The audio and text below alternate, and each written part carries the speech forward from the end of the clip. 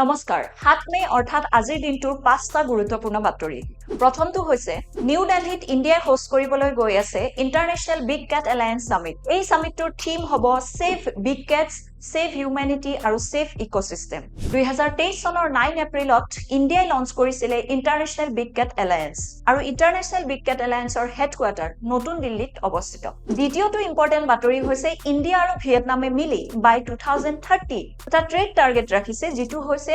$25 billion US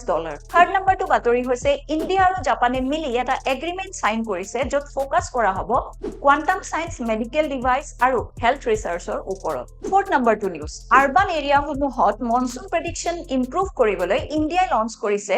mission Mausam urban test bed যেটো এটা হাই ৰিজলিউশন মেটেৰিয়লজিক্যাল facility হয় যেটো লঞ্চ কৰা হৈছে SRM institute of science and technology শেষৰটো নিউজ আন্ধ্ৰ প্ৰদেশৰ তাদিপাত্ৰী নামৰ টাউনখনত 16th century পুৰণা এখন তেলেগু ইনস্ক্ৰিপচন পোৱা গৈছে যিখন বিজয়নগৰ পিৰিয়ডৰ পৰা বিলং কৰে ডেইলি কাৰেন্ট এফেয়াৰৰ বাবে ফলো কৰিবলৈ নাপাহৰিব ই কুহিপাত